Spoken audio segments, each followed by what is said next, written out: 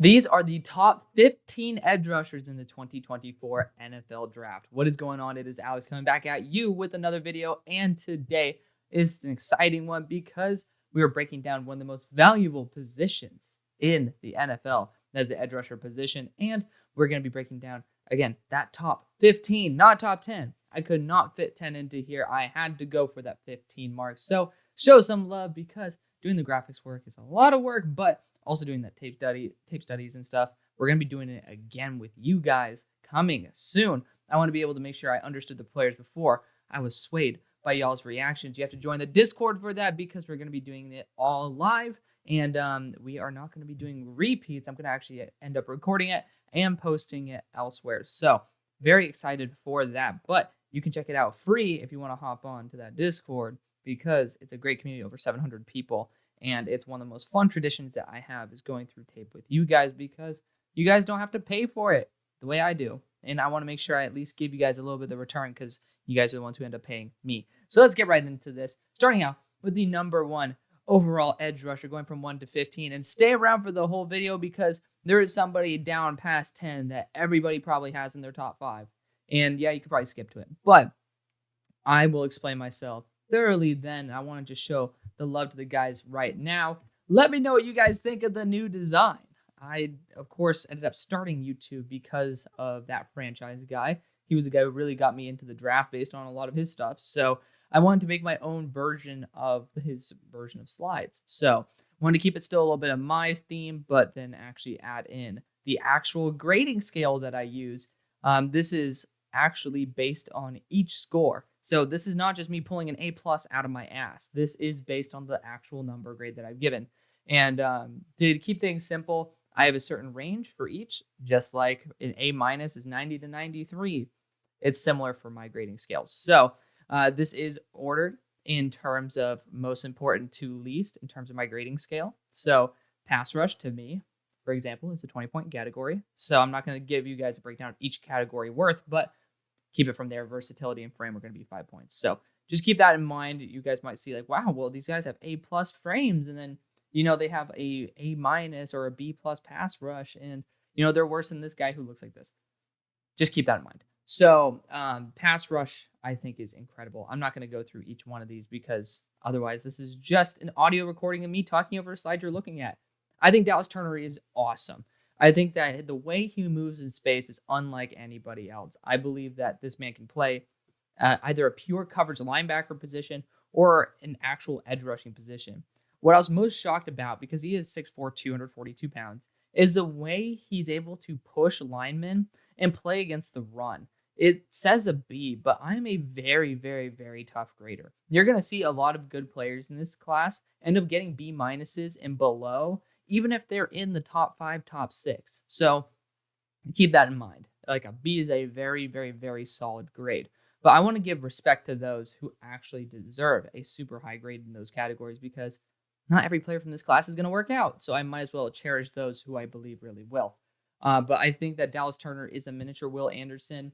He comped to me a lot like Kayvon Thibodeau, and I actually got to see Kayvon Thibodeau in person. He went to my high school. It is what it is. I got to be able to see that. I feel like there's a lot of similarities to Dallas Turner's game, but I think Dallas Turner has more coverage ability and more versatility than both him and Von Miller. So I love him to death. I don't think he's as good maybe as the ceilings of those players, but I've seen a lot of the flashes of Von Miller, KT, and beyond because I honestly think this guy might have been the best coverage linebacker on that team as well. Got to give some shout outs right there, hence why there's an A+ in that versatility category.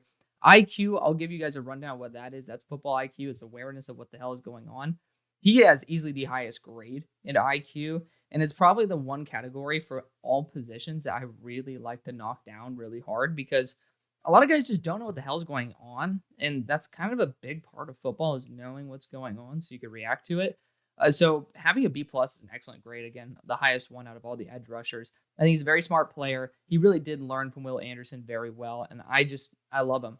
Super fast, very agile, which is great because he kind of needs to at that size. I think that he could afford losing a little bit of that jumpiness in order to add a little bit more power to his frame and even improve that impact of the line of scrimmage up to an A-, if not an A, because I do think that maybe that is his one weak point, and it's a really big strong point for most edge rushers. So I know I'm probably in the minority to say that Dallas Turner is the best in this class, but I do thoroughly believe at this moment, based on the tape that I've seen, he is the best. So actually, dream fits. Don't take them too seriously.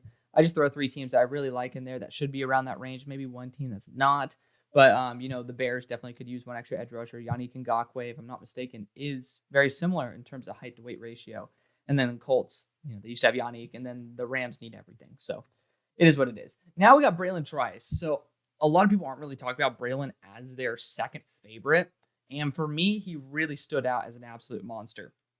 So what I love most about him is that he maintains a very hyper-athletic build at a very large size. His frame, obviously, you look at it, 6'4", 270 damn near. Like, that is, who we'll talk about later, JT TUIMOLOAU size. But he has the athleticism damn near of Jared Verse. Now, I don't think he has the edge bend, hence why I have get off and bend as a B. I don't think he has that bend to him yet, but I think that he can learn to get better leverage. One of his big issues is how tall he plays. And I think he uses that very well, but that doesn't mean he's going to have very good bend. He's not going to score well in that category. And I think that does limit him in terms of being from an A to an A+ in versatility. Because if you can end up using a little bit more finesse in terms of being able to just bend around a tackle, that'll give you slightly more upside. Regardless, this guy can even play in zone coverage if you really want him to. He is an awesome player. I mean, I'm a huge fan of Braylon Trice. He ended up having over 30% pass rush win rate, so I don't even need to talk about that. And I purposely missed the one game where I think he had 18 pressures. Like, I purposely avoid games that would make me fall in love with a player. I just do. I don't feel like that's fair because you're not going to perform as well in the NFL as you do in college. So I'd rather see him struggle. And, this guy, he's a really awesome player. I'm a big fan of it. He's also a technician. You can see in the hand fighting that he does, in just the pure amount of moves that he has. He's very, very, very well refined. I love that about him. And I think he's going to continue to do so. I think last year was his first year starting as well, his first full year starting. So he's been able to prove it statistically, and he has all of the tools required, and he is the highest run defending edge rusher in the class. Just a very smart man, and I'm very excited to see what he's going to do because guess what? He graded this high with a club on his hand. He didn't even have full mobility. So power to this man. He is a beast. So got to show him some love right there. He's even able to play through that. I don't think he ends up going as high as where I want him to go. So you guys will see a projection up there. The grade is where, how I think of him. And they will change colors because I think blue is for blue chip, purple is for unicorn, and, green, first round, like solid quality, yellow is for those B territories. And then, you continue on from there. I wanted to color code it. It actually does have a meaning, but I want to see somebody who either favors a larger sized edge rusher like Atlanta. I think where Bud Dupree is, this guy could literally be a younger, much better version of him. Or else you go to Carolina because they're still in need of somebody. They just got Justin Houston in there. And then I think Bill Belichick, he's going to be featured a billion times on this because there's a lot of raw edge rushers. He's not one of them, but I still think that, him paired with Judon would be ridiculous. And sometimes I just like to have a little bit of fun. It doesn't have to fully make sense for the dream pets. It's more just for entertainment than anything. Next, we got Jared Verse. So you guys can see the differential between Verse and Trice is 1 point. It literally is so minute. And it probably ends up coming down. Where does it come down to? I'm actually quite surprised. Impact of the line of scrimmage. There you go. So, in versatility. Literally so minute. Whoop-de-doo. Verse is the beast. He does have some injury concerns. Also, probably what dropped him down a little bit in my grading scale. Again, 1 point difference. What the hell matters? Because there's going to be a drop off after this. Just bear in mind, we are not having a billion blue chip edge rushers. There's a solidified top 3. This guy is one of them. Just a very, very, very high upside edge rusher. You got to see him flash early last year coming from Albany to Florida State. The issue is that he got injured early on. I believe it was an ankle injury, and he never fully got back to 100% because I think he missed only 1 game. And power to him. I got to watch those games after where he was playing, and I could tell he was trying so hard to be his old self, and he just couldn't plant the same way. Again, power to him for having the motor to push through an injury. A lot of guys are starting to take those reps off because of the fact they want to stay healthy. This guy doesn't do that. And is that maybe smart to play through injury that's hampering your skill that much? that's for a different day to debate that. But this guy has a crazy motor. Good for him. He's been able to flash amazing edge bend. He converts speed to power very well. And there's somebody who's later in this class that reminds me of a very much value version of him, but a very good player nonetheless. He's fun to watch and, just a fluid mover. I think that he's going to be great. You guys will see a lot of A pluses in the frame category. For me, if you're 6'2" and over or 250 pounds and over, combination of the both, I'm going to give you an A plus. I don't really need to be nitpicky on the frame. I like to give guys an A plus here and there if they deserve it. But, just overall, he's probably the best pass rusher in this class. Maybe it's because he, at his best, was going against very inexperienced tackles. But that's what we have this entire coming year to see. So I'm very excited to see what he's going to do. He's a great player. And, he should have come out last year. It's very unfortunate that he didn't. But it's fortunate for us now that he did. So he's back in college. And he gives us a really high-end number 3 edge rusher in this draft. Now we're going to somebody where you guys have probably not heard of him, Tyler Barron. So I think he's going to end up being a later day 2 pick, maybe an early day 3 pick even. Keep that in mind. I think this guy's awesome.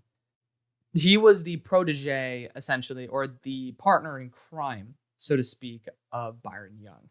And I think this guy is special. Special.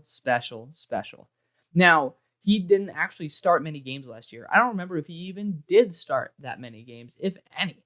But I think that the reps he had were incredible. I wanted to make sure I heavily emphasized a lot of the same games I watched with other edge rushers, i.e. versus Alabama, versus Georgia. There's a lot of games where I want to emphasize those tapes over. You play Middle Tennessee State, for example. I don't really care about how you do versus that team.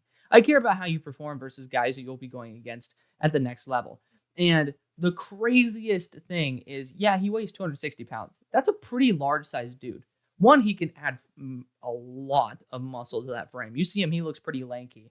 Do not believe that he's playing at 260, but if he is, power to him. But they're using him at a D tackle, a 3-tech spot. It was blowing my mind. I was like, why the hell do you have this dude going up against Bama centers and guards when this guy clearly runs in the 4.4s to maybe low 4.5s? I don't get it. I really didn't. He had some amazing reps still against those types of players. Heavily misutilized, but when you got to see him, he just made the most of those reps. I gained so much respect for this man. And, again, tip my cap to him. He is a really fun player to watch, just like he's not always out there. And it's very unfortunate because of the fact that, Byron Young was there. He ran, I think, a 4.38 or something like that in the 40-yard dash, 4.41. He was extremely athletic. But this guy also is extremely athletic. He's on that tier. And he weighs 260. I think, I'm pretty sure Byron Young weighed 250 pounds. So this guy's heavier, is almost as athletic. And then I think he's a better technician and can drive the pocket a lot more. His impact is a lot better than what I expected. Now, he was going up against guards where I think that they are a little bit better on their anchors than these tackles who have to cover a wide range of area, especially against a fast pass rusher like this guy. So I think that he's been able to prove a B- again is very solid. Like, not many guys are getting in that B range. So it's a tip of my cap to him that he can push the pocket like that. I want to be a lot more consistent. Not always consistent, but this guy really has proven to me that he's going to be rising up people's boards really quickly. His athleticism's off the charts. They've been able to misuse him, and he still produces. So tip my cap to this guy. My biggest issue with him, honestly, is his open field tackling. It really is piss poor. He missed quite a few tackles, and especially against guys like Bryce Young. He missed like 2 or 3 sacks in that game versus Alabama that he had wide open shots and just could not track him down in open field. But besides that, this guy is going to be making a difference in the NFL. And I think that it's pretty easy to end up working on just finishing the play. That might be easier said than done. But regardless, on those dream fits, again, there's going to be a lot of repeat teams in here that kind of just need that one edge rusher. It's definitely going to be one of them. But this guy is a beast. I'm a very big fan of him. Next, we got Xavier Thomas. So this guy, I remember when Clelin Ferrell got drafted, the day he got drafted, probably the hour he got drafted, I saw a video saying Clelin Ferrell is a top 4 pick. This is the next one. Xavier Thomas, the athletic freak for sure. He is 6'2", 255. He actually did drop in weight. I think he was 265 last year. So you're seeing him become even more athletic, which might boost the athleticism score. But he's just a very balanced athlete overall. Just cannot stay healthy, cannot stay on the field. And Clemson has so many guys in the rotation. He doesn't have enough consistency with his reps to where you can see the momentum and the skill set developing as the game progresses. My big issue with that is that I just can't see the type of player he'd be on a Sunday unless he's just a rotational guy. But I still think the athleticism's off the charts. I still think he should be a day 2 pick because there are teams out there like the Chiefs that love these edge rushers that have that size to them. And again, he has been 265. I think he will be at the next level as well. But there's those teams that could definitely use someone who has that size, who has that speed. And, he has that pedigree. He was a top recruit coming out of high school. And he just needs refinement. But again, great frame, great player. I think overall he's going to do fine in the NFL. Washington's a team that should be brought up for a lot more players. But again, I don't want to just continue rewashing the same old teams over and over again, just to keep it fun. But still a very, very high upside player. Somebody who's also not going to be talked about too much just because he's kind of old news. And I remember when I was first doing my mock drafts, I was still bringing him up. And, a couple of years later, still here I am talking about Xavier Thomas. So next we got ZTF, Zion TUPUOLA-FETUI out of Washington. So the other of the pair in Washington. My big issue with ZTF is the fact that he dropped off. He was actually graded significantly higher for me. And again, I'm always going to go in and regrade players. I went in and I was like, damn, he doesn't have that punchiness and that power that he did when I first watched him. I remember there was a tweet that he put out that he was like, the first play I came back from injury because he was out for an entire year. He's like, I'm getting triple teamed because he has that level of talent. He really is a very talented player. Again, mechanics B- is a very good one. Like you have to be very technically sound to get a B or like get a C+ or higher in mechanics for me. Like you have to show that you have some tools in your toolkit or at least be very refined with the ones that you have. But he's very athletic. He kind of is a worse version of Dallas Turner. Maybe that's what I should have put up there is like what people probably think Dallas Turner is or the haters of Dallas Turner think that he is. But yeah, someone who can cover very well. He's someone who he can rush the passer. It's just he dropped off significantly. That doesn't mean that it's game over for him. But he's right now just relying too much on athleticism and not enough on just putting pieces together. I think he has the pieces, he has the puzzle, but he hasn't actually made the puzzle yet. And it's unfortunate because a year ago, you could tell that the puzzle was almost fully made. And then it's almost like his parents put it in the box and then it scrambled all up again. And he's still trying to put it back together. But again, he's over 6'2", over 250. I'm going to give him credit where credit's due for that frame.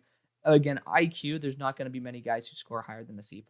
It's just because a lot of players don't know what the hell is going on. When it comes to a quarterback option, do you read it correctly? A lot of players don't. When there's a screen, do you understand a screen is coming? A lot of players don't. C+ is honestly not bad whatsoever, but just overall, like he just really disappointed me. He was in that 73 range and now he's in that 66, which is still qualifying him for 6th, but Next, we got LAIATU. So this guy is a freak. Big issue is that he almost had to retire because of a neck injury.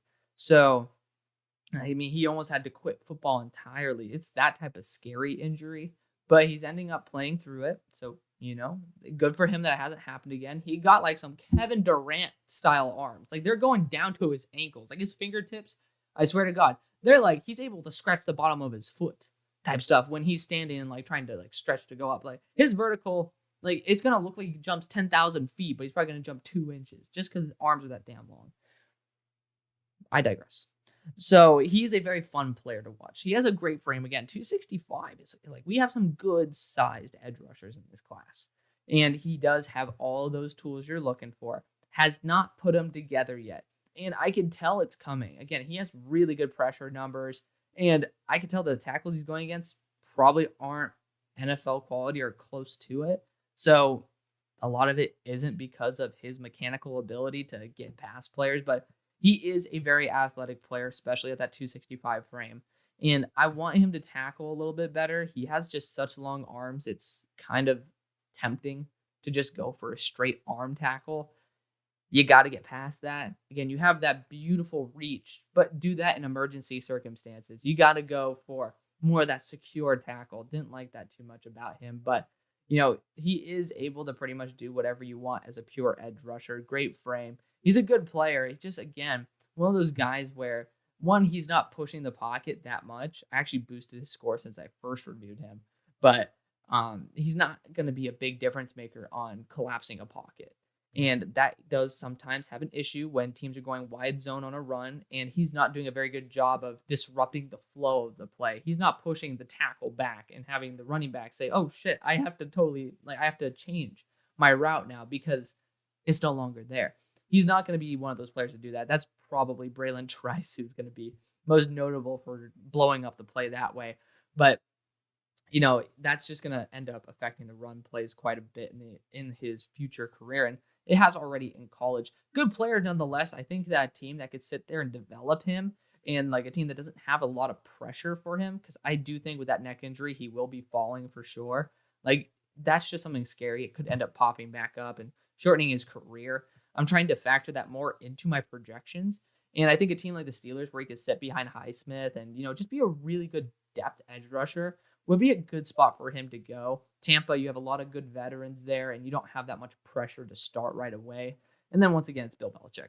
So it is what it is. Next, we got Cedric Johnson. Got to shout out Broshmo for bringing this name up. Of course, I hadn't seen him yet, so it's not like I watched him, didn't like him, and then Broshmo's found it. But got to give credit where credit's due. He was the one who brought up this name. I said, screw it. Before I make my top 10, let me make sure that I see this guy. And he really is kind of like a Walmart version and a little bit heavier version of Jared Verse. Like, he has that momentum, that speed to power aspect of him, but I don't see it enough. That's the big issue. He has like 1 out of every 5 to 10 reps is a good rep. And you need to switch it around. You need to be competitive for 4 out of your 5 or 8 out of your 6 reps. And 8 out of your 10, excuse me. And he just doesn't fully do that. And that's a big issue for me. But when you're looking at somebody who's a really fun project, like, this is a great guy for depth, especially if you want to just test somebody out. Again, a team like the Lions, where you don't need him to start right away. You don't really need him to start ever. But you want someone to come in on, 20 snaps a game and provide somebody who is a potential menace on the field.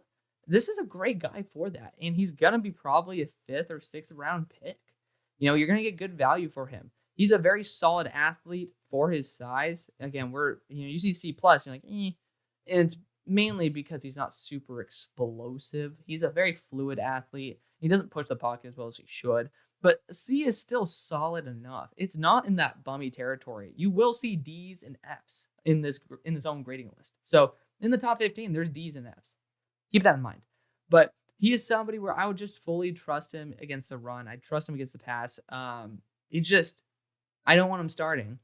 And he really is a good run defender, though. He uses his length and size very well. I do like that. I appreciate that about him. He has zero bend whatsoever. And I think that's a big issue I had with him when I was watching him, is that he would try to get around a tackle and then just not push in. And you got to at least try to collapse a pocket or get around to make the play in the pocket. Otherwise, you're just like running straight downfield. You can't go around every tackle in the NFL, or many at that point. So, just a lot of mechanical flaws in terms of even just the processing of his own game. But I think this guy definitely is someone who I'd take a flyer on. There's just not really starter potential for me. But hey, you miss out on Jared Verse, and you want somebody that, if they end up developing and continue to develop, can end up being, 50% of that. It's good value. Good value for sure.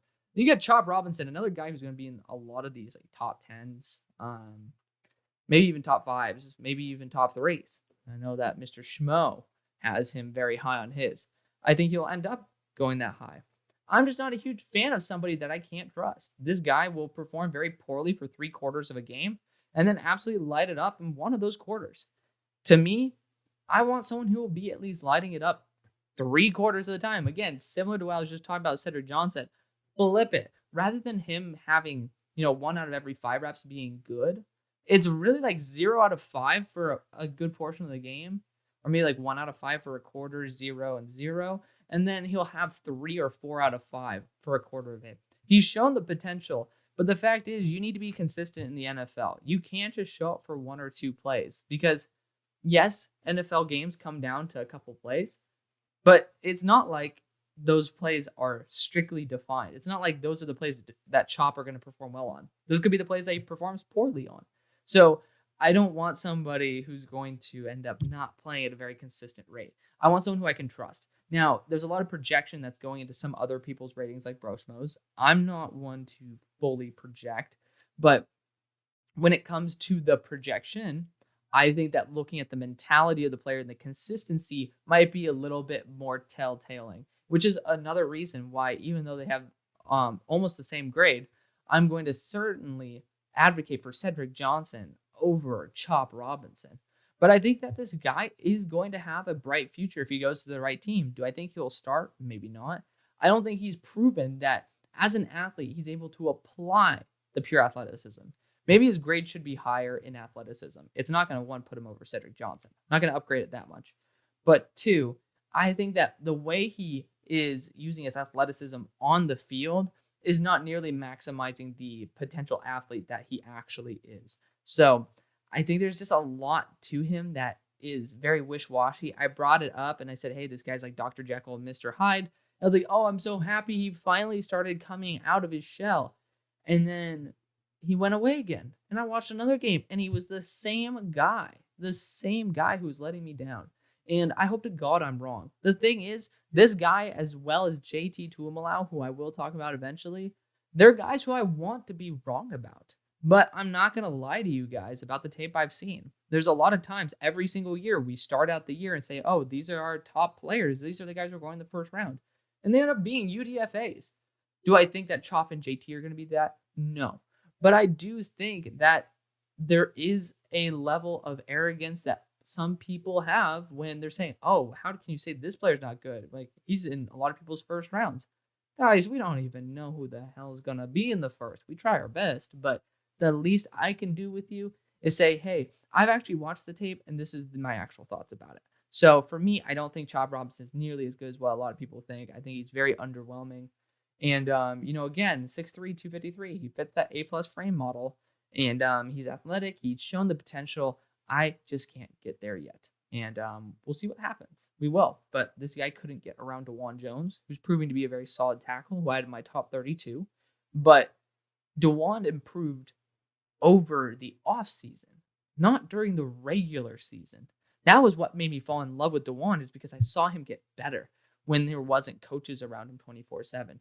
So this was against the worst version of DeJuan Jones that I couldn't fall in love with him with. So definitely worrisome there. Now we're going to Gabriel Murphy. So this guy's fun to watch. So similar to Sidney Brown, you couldn't have much better of a first rep for me to watch. I watched him versus Washington. And right out the gate, does a beautiful swim move, shows extreme burst, and he actually makes a tackle for a loss. I was like, yes, hell yeah. Here's my diamond in the rough. The next play, shot a gap on wide zone and was able to at least make a little bit of a disruption. And I was like, wow, this guy's good. And he's not bad. He fell off for the majority of the game. And then here's like one other rep that I saw where he showed that same level of talent. And I was like, yes, he's back 2 quarters later. And again, consistency is huge for me. I don't want to see what you can do on a Just Bombs highlights video. Respect to that guy, power to him. That's how I ended up falling in love with some players that ended up not working out. But, gave me hope on Josh Dobbs. I still remember that like it was yesterday. But, if you're wanting to look at someone who's a highlight reel guy, watch the highlights. Don't care about the normal game tape. But the reason why y'all are here is because you aren't looking at highlight tapes. And you don't want someone who looks at highlight tapes. You want someone who looks at all the reps, because players play more than the highlight reps, especially in the NFL. And it regresses a lot more towards those mid/poor reps in the NFL than the highlight ones, unless they're the best of the best. But I digress. Gabriel definitely had those high-level reps. They are just too few and far between for me to really get on his side for it. But you do see the quick twitch in there. You got to see some really nice disengagement, some good shedding there, some good use of swim moves. I like seeing some of that, but I didn't really see it fully come together on a consistent basis. And I honestly thought that there were a lot of, I mean, he was in 2 point stance a lot, but especially when he was in four, like we're all four, your hands are down, like a lot of edge rusher 3 point. He just wasn't as explosive or as comfortable. And a lot of times, all I saw him do was go from a 3 point or a 4 point stance back to a two. And it's like you waste so much time, and then you don't even have leverage in the first place. So you can't even get under their pads or push them. That was a big issue for me. And Gabriel did show that. That's why I gave him a D+ there. But overall, I'm just a little bit worried about him. Even at 262, he didn't play like it. He played a lot more like 242, and didn't really have the athleticism to back up 242, to be fair, but didn't have the power to back up even 252. So very worried about that. But again, he does have that frame to him. He does have those high-level reps. I think he could end up going in the top 100, but, at a certain point, how many top 100 guys can you have? I highly doubt that this edge class is going to warrant that many edge players going in that level of tier. Now, next, we have Korey Foreman, and yes, I still have yet to talk about a particular individual that are probably number one in some people's boards. But Korey Foreman, he was 245 last year, dropped to 235. Could end up being someone who falls off this list entirely. I don't like it when a player who already has issues pushing the pocket ends up going and losing weight. I don't think he's a great athlete either. I think he's just kind of a mid player overall. Again, you look at everything here. He doesn't have a good frame. 235 is not a good frame. You're very scheme specific. He's not going to be versatile because he's not great in coverage either. He's not a great run stuffer. I mean, he's okay. Again, C is not bad. It's just not good. And then, he's just nothing special. I'll put it that way. And he did not play like he was 235 or 245. He had the appearance of someone who's 265, but actually his performance was of a 245-pound player. So he didn't show the burst, the quickness, the comfortability in your own body that a 245 edge rusher should. And maybe that's why he ended up dropping weight. Could end up becoming a lot better because he's just not very powerful in the first place. But we'll see about it. I don't think he's a bad player at all. I don't think he's really going to be drafted highly, if at all. But I do think you do see some high-end reps from him, and he's more consistent than I have to say some of these other guys are. I'm just a little bit worried about him on a down-to-down basis, just being effective in those big moments. But for a team that might want some depth edge rushers, never a bad thing. So next we got Jack Sawyer. So the big issue with some of these guys next is probably going to be athleticism, or there's something really wrong. With Jack Sawyer, it's his IQ. My guy does not know where the ball is. I had the same issue with Perrion Winfrey. They get to the backfield, and they're like, oh, like you gotta go for the ball. Like he will be going after the wrong player for 2 seconds after the ball is in the hands of somebody else, and that is so infuriating because he's one of the best run defending edge rushers in this class. Doesn't have very many opportunities to show it. That's another thing that really irritated me. But he's very strong, very raw. Like he needs a lot of mechanical work. I pray to God that. Interesting that I say my dream fits are those included the Saints in there. I don't really think I'm gonna. Well, oh right, because it's an Ohio State white dude. It is what it is. I want Bill Belichick to also get his hands on this guy. Pause. But mechanically speaking, he's very, very raw. I think that he definitely needs to continue to improve his game overall. Just doesn't have the reps to really prove it. Zach Harrison being gone, certainly going to help that. And, you do get to see some of these high-level flashes. But this guy, I'm praying more reps gives this guy better field awareness. Because I'm seeing the ball go right past him, and he just does not know. And I'm like, please. Lowest IQ out of anybody I've graded so far. Not ever. Because Perrion Winfrey was actually the lowest ever. But Jack Sawyer is probably the second lowest. It was very, very, very unfortunate. Because you see those grades. Even if he scored normally in IQ, it's going to be probably a couple spots higher. And it's just unfortunate that he's here. But just, you got to know where the ball is, man. You can't make a play if you don't get to the ball. And he just does it. But, a lot of potential there with some extra reps and stuff. I totally see him getting higher than this. But as of right now, this is where he's at. Now, here's the one where I'm about to get absolutely shellacked for. JT TUIMOLOAU. Now, I think he's going to be a first-round pick.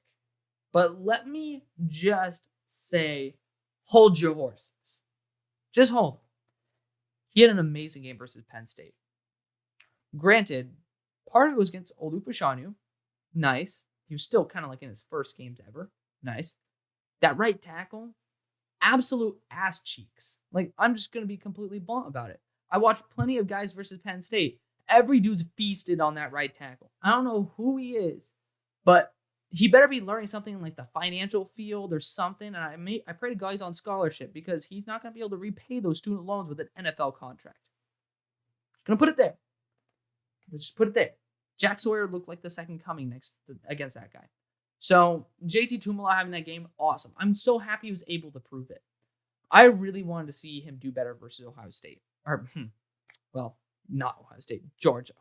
So that's a game where I told you I watch Bama, I watch Georgia. I do watch a mixture of other teams as well. That Georgia game was atrocious for me. And statistically, it was not one of his worst games. It was not. It was honestly a pretty average game for him. So I'm not cherry picking the shit games here. I wanted to see how he does versus a young right tackle in Amarius Mims. I wanted to see just how he's able to perform against somebody who has legitimate talent, Broderick Jones as well.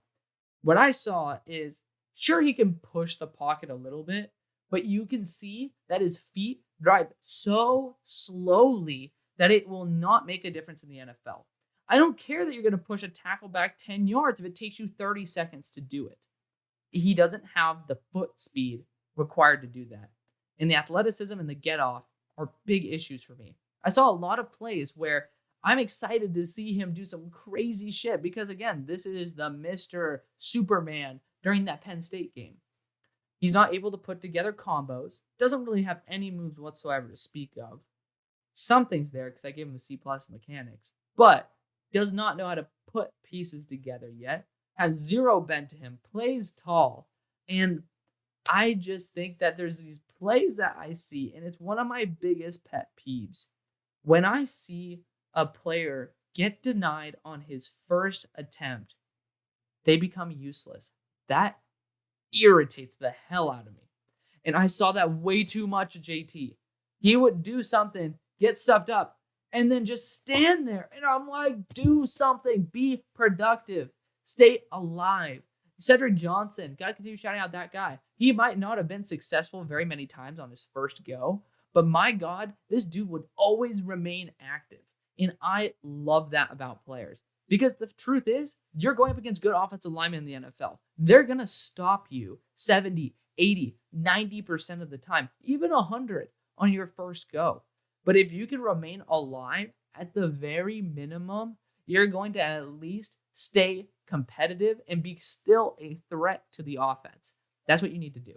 JT is being talked about because of that Penn State game, because of that size, because people think he's going to take a step up.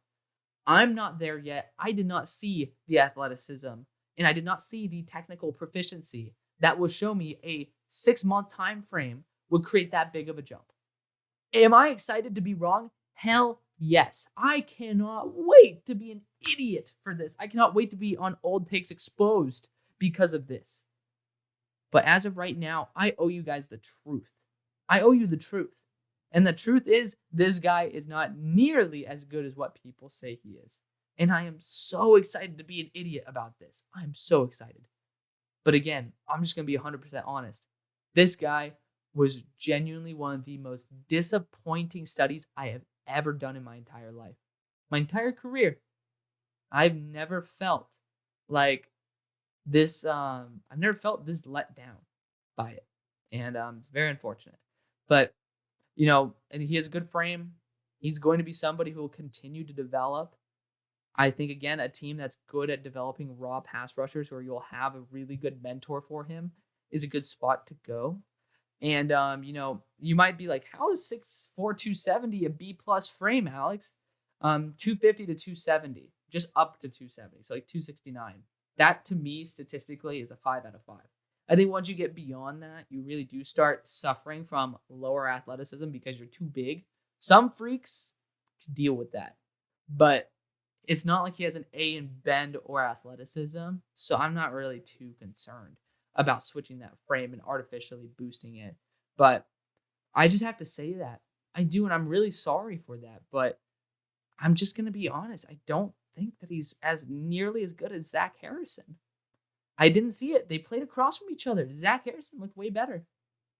That's just the truth. Continuing on. Princely, this is going to be a pain in the ass. UMANMIEL. We'll see if I got that right. God only knows. He's a fun player. So you'll see that A is not a joke. This guy can push the pocket.